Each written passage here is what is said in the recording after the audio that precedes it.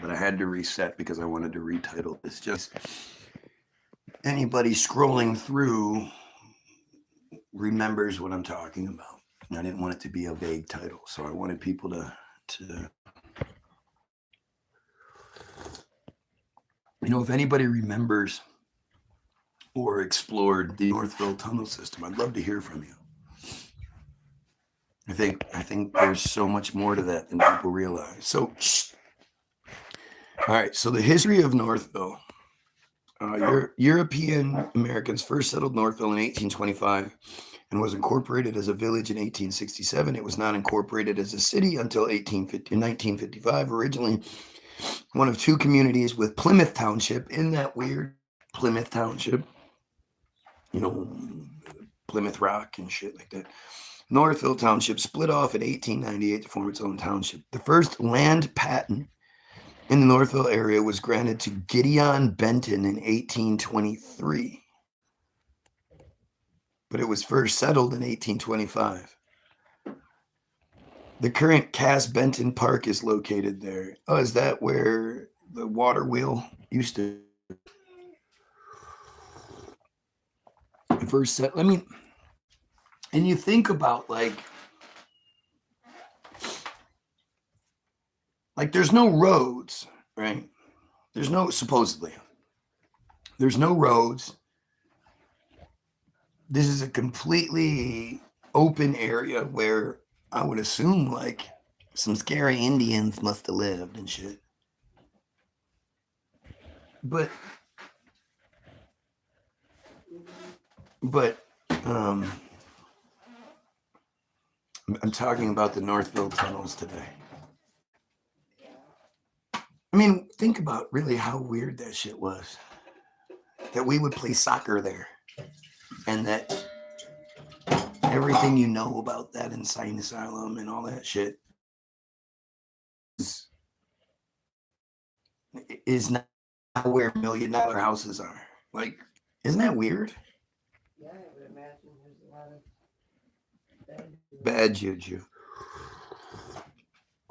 Many of the first settlers were originally from central and western New York State. New York is like 1,000 miles away or some shit. Ashley, what's up? How you doing? If any of you 12 people know about the Northville tunnels or lived in Northville or whatever, by all means, please chime in. I'm really interested in what people have to say about this. And think about it. Again, so they're in New York and they go, you know what? Fuck it. Let's just head west.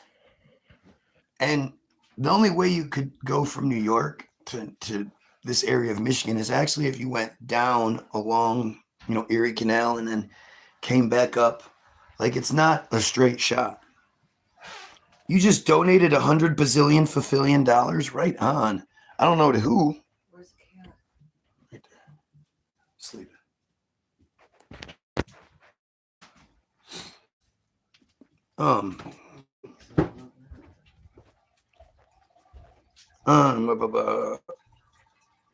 So they go, early 1800s United States look like.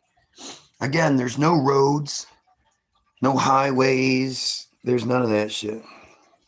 Are we talking about conspiracy theories? Everything I believe is a conspiracy theory. It's just which conspiracy you subscribe to. A conspiracy is two or more people working together to affect the outcome of a situation.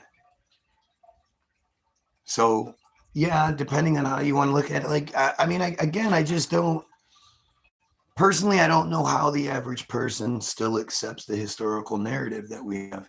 Every single one of you watching, the town you live in, or the state you live in, if you go to the downtown, there's all sorts of buildings and structures and shit that just don't make any sense. It's not about conspiracy theory. It's about like common sense. Come on, we're reasonably intelligent people.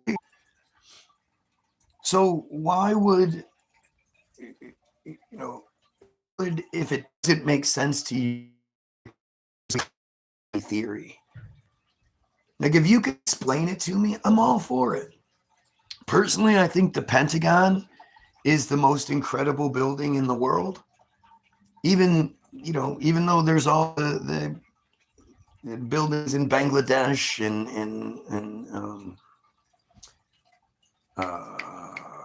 in India, there's all kinds of construction that we can't rival today.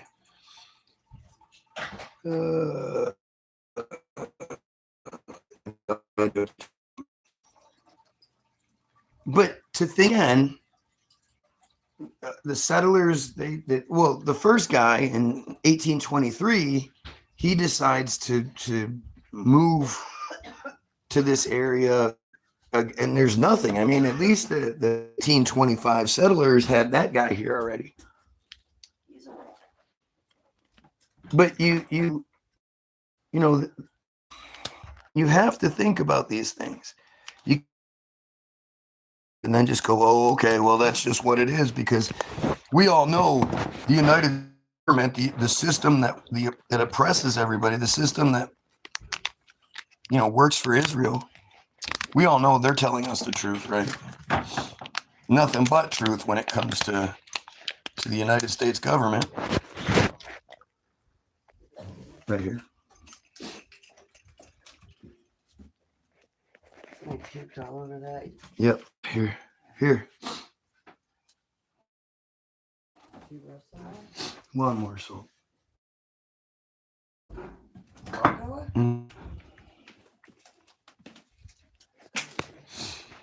Had a good motor on it. Gabi's up. Oh no, you said he's up. I thought you meant Gabi. You meant Spaghetti the kitten. That's who you're all here to see, right? Tell him Spaghetti.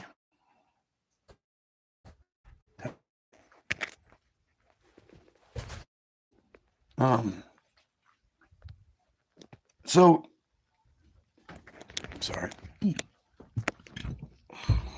I'm not a fed like my lunch break, so you kind of have to stick with me on this. I don't have the ability to make the professional style videos he does.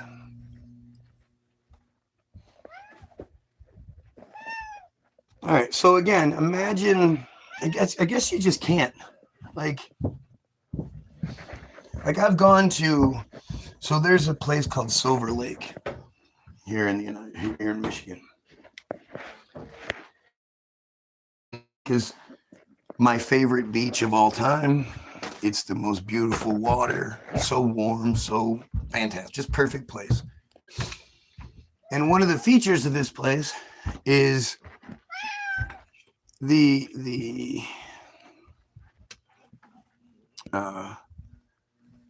hiking trails.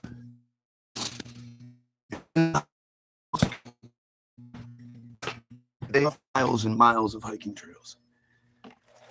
And on one of the trails, you come across an old homestead just out in the, like, literally it's hard to describe how out in the middle of nowhere this homestead is. And all that's left is, like the old chimney and the root cellar. And then there's a plaque there, and it talks about how the area was established right around, same time and shit. And when you stand there, it takes you to get to it. The trails are not easy, right? You go up and down big hills, not mountains or anything, but just hills. And the surrounding foliage is huge. I mean, now, to me, obviously the trees all being the same size and width, and obviously something happened that these trees all got planted around the same time, around 200 years ago. This is I mean, again, I think you either question things or you don't. You know, it's really that simple.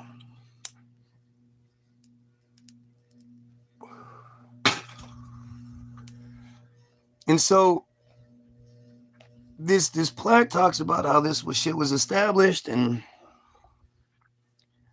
whatever, and just like this Northville time, like I don't know how many of you guys have experienced what Michigan forests look like, how dense they are. You know, so to think that somebody just happened to be walking along, you know, pushing trees out of the way because the trails weren't even established yet, correct?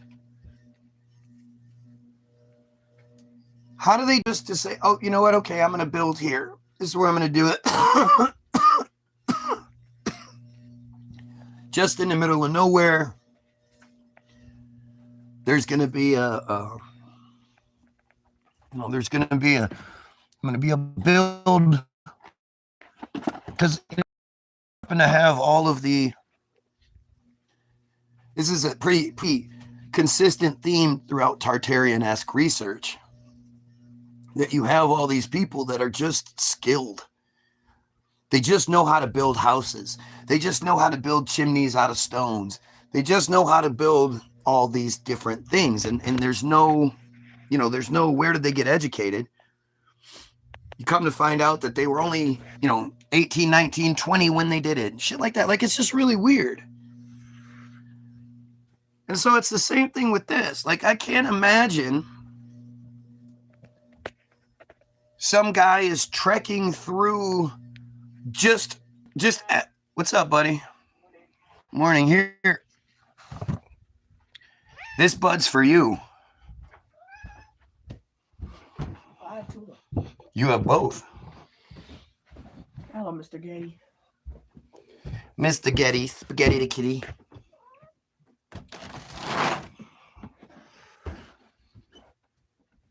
But this guy was trekking through endless wilderness, came upon this small body of water. I mean, it was never a big body of water. And just was like, all right, I'm going to homestead this. I'm going to build this. 2 years later,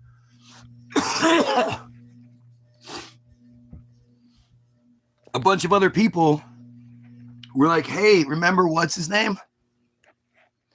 Let's go there and let's establish what ends up being one of the richest towns in America. Like, that's conspiracy theory to ask, to not think that makes a lot of sense. That makes somebody crazy for doing that.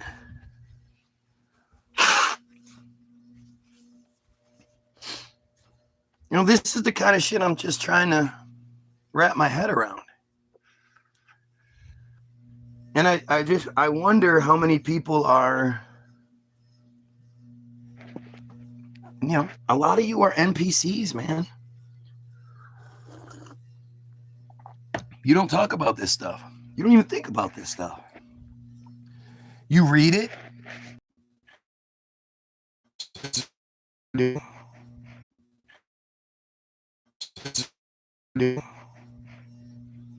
just going to shut this shit down. A land patent is a form of letters patent. What's letters patent? Letters patent, plural form for singular and plural. It's been a while. Are the type of legal instrument in the form of a published written order issued by a monarch, president, or other head of state, generally granting an office or right of monopoly, title, or status to a person or corporation. Letters patent can be used for the creation of corporations and government offices, or to grant city status or coats of arms. Letters patent are issued for the appointment of representatives of the crown, such as governors and governors general of Commonwealth realms, as well as appointing a royal commission. In the United Kingdom, they are also issued for the creation of peers of the realm. That's definitely an interesting side note.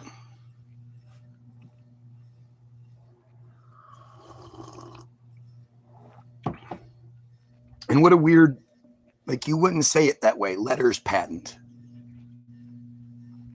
A particular form of letters patent has evolved into the modern intellectual property patent, referred to as a utility patent or design patent in the United States patent law, granting exclusive rights in an invention or design. In this case, it is essential that the written grant should be in the form of public patent document so other inventors can consult it both to avoid infringement while the patent remains in force and to understand how to put it into practical use once the patent rights expire. In the Holy Roman Empire, Austrian Empire, and Austria-Hungary, imperial patent was also the highest form of general binding legal regulations, e.g. patent of toleration, serfdom patent. Now see, this kind of stuff, I just have such a hard time with all of it. The opposite of letters patent are letters close. Litterae, Latin, it's litterae close, which are personal in nature and sealed so that only the recipient can read their contents. Letters patent are thus comparable to other kinds of open letter in that their audience is wide. It is not clear how the contents of letters patent became widely published before collection by the addressee. For example, whether they were left after sealing by the king for inspection during a certain period by courtiers. Probably just let him do his thing in a royal palace. It's really interesting how this is working out.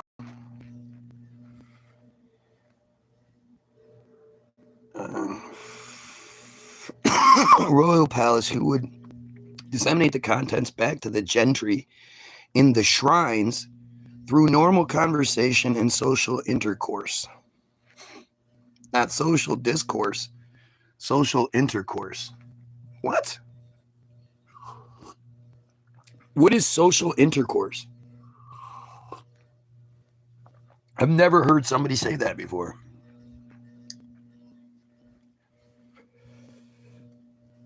Man, they are really doing the number on this feed all of a sudden, aren't they?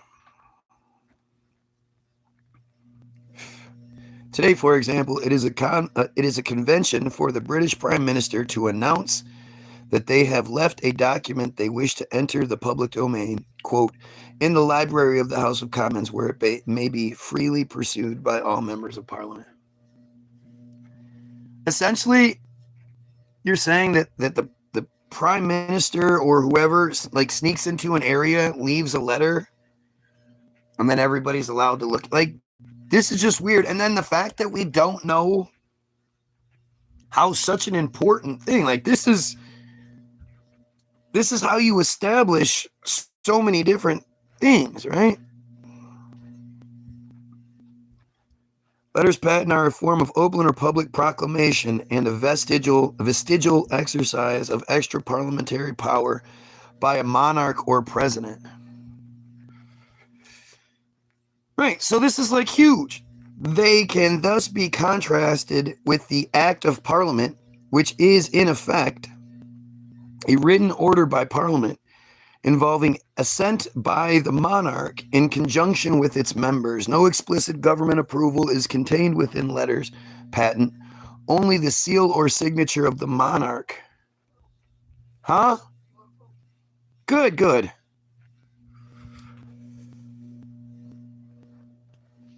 Parliament today tolerates only a very narrow exercise of the royal prerogative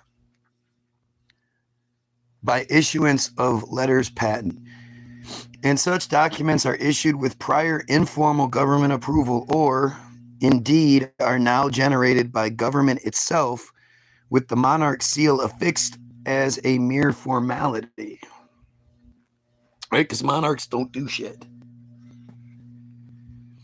In their original form, they were simply written instructions or orders from the sovereign, whose order was law, which were made public to reinforce their effect. So again, to have no concept of how this came to be seems really strange, doesn't it?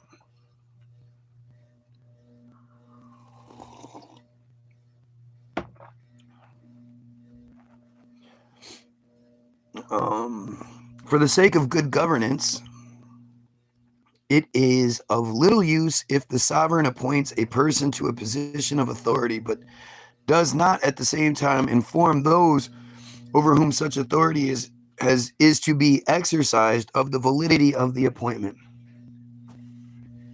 I mean, again, when you put this in the context that we're looking at it under,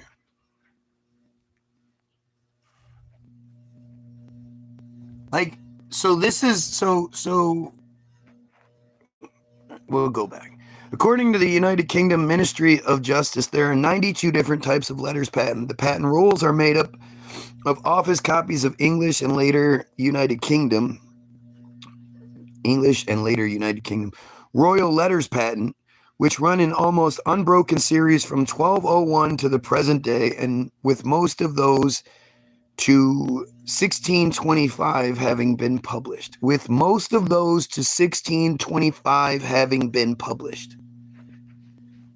What the fuck? Who wrote this?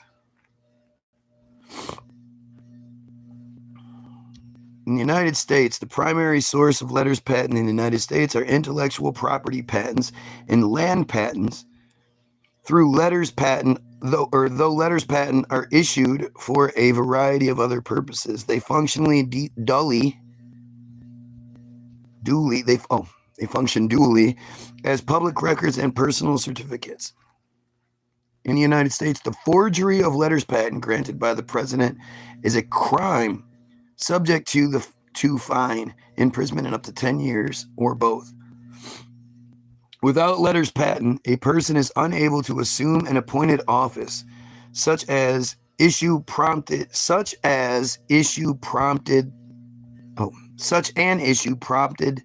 the Marbury versus Madison suit, where William Marbury and 3 others petitioned the United States Supreme Court to order James Madison to deliver their letters for appointments made under the previous administration. I mean, when you think about how untouchable and how separate the president of the United States is now. And I mean, again, are we saying that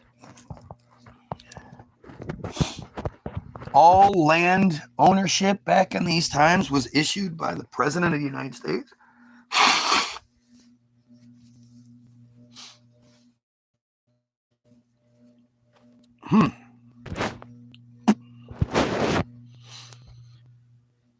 From the United States letters patent, the form of the akeshtical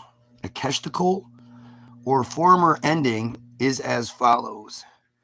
In testimony whereof the undersigned public official, in accordance with relevant law, has in the name of the United States caused these letters to be made patent, and the seal of relevant agency or government official to be hereunto affixed, given under my hand in the city, the date, in the year of our Lord, blah, blah, and in the independence of the United States, the year since July 4, 1776. Like, it's weird because none of this really makes sense. but okay. So a land patent is a form of letters patent assigned official ownership of a particular tract of land that has gone through various legally prescribed processions like surveying and documentation, followed by the letters signing, sealing, and publishing in public records made by a sovereign entity. While land patents are still issued by governments to indicate property is privately held, they are also often used by sovereign citizens and similar groups to illegitimate attempts to gain unlawful possession of property or avoid taxes and foreclosures. This just seems so strange. The land in the United States of America was acquired by claim, seizure, annexation, purchase, treaty, or war from France, Great Britain, Kingdom of Hawaii, Mexico, Russia, Spain, and the Native American peoples. Basically, the United States is a shit. Is a fucking shit. It's all just stolen, taken bullshit. Like it's nothing to be proud of. It's like how Israel always pushes this idea that they're the most noble, they're the most noble, they're the most noble. Because if they say it enough, then people will just believe it. If you hear enough sources saying the same thing, then you'll just believe it.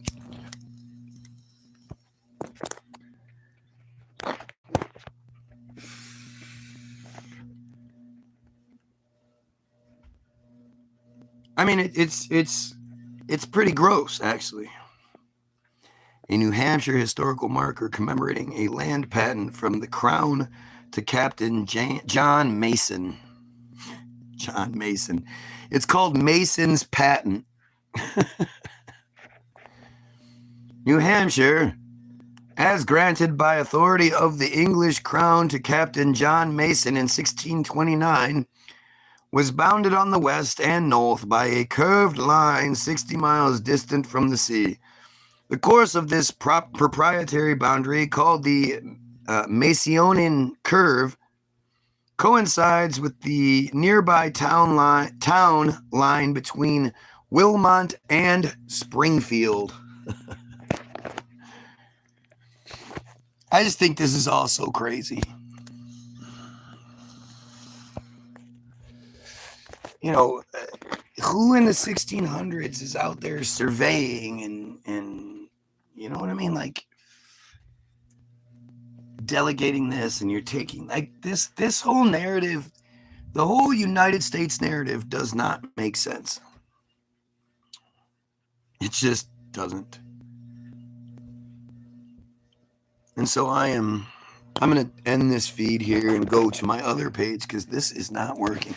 Maybe I'll try doing a video from this page that's more exciting and will be solely about Israel. We'll try that again later. So, bye. Pedophiles, kill yourself. Go to the other page if you're somebody who's been here before.